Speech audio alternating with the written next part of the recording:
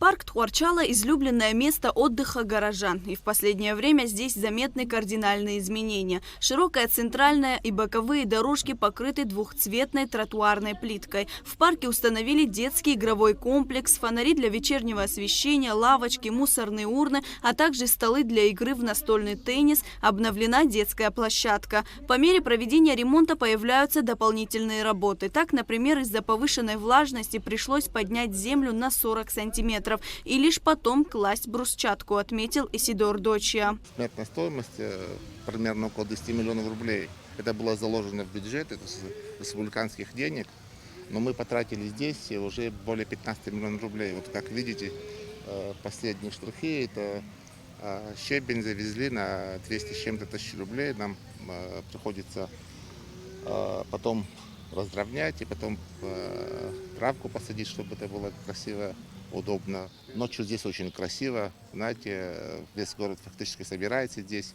Теннисные корты смогли поставить.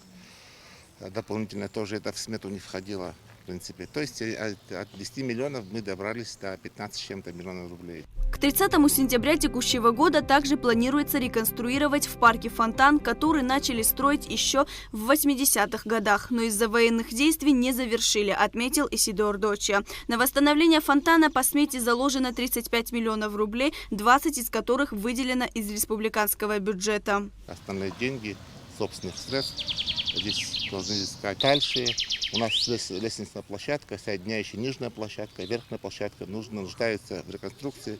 Надеемся, до конца года мы ее приведем в порядок. В перспективе у нас еще стадион. Фактически мы остались без поля, дети не могут играть в футбол. Нам пообещали помочь друзья. Мы проведем подготовительные работы. Это немножко для нас неподъемное, но, надеюсь, правительство, президент пообещали. Надеемся на премьер-министра, что помогут.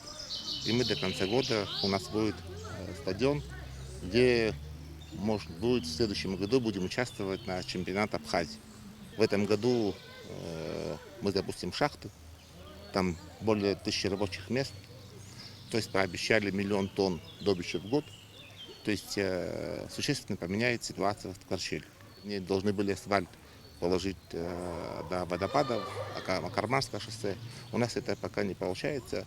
Надеюсь, в течение месяца пообещали, начнется покрытие асфальта в этом направлении. Тогда поток увеличится, и какую-то копейку у нас все равно будет подать бюджет. Также завершены работы по замене кровли пятиэтажного дома номер 1 по улице Горького. Крыша здесь не ремонтировалась более 20 лет. Из-за высокой влажности и дождливой погоды старый шифер лопнул. Вода стала просачиваться в квартиры жильцов. На сегодняшний день покрытие крыши профнастилом уже завершено. Пятиэтажный дом заселен на 80%. Начали мы 2 марта.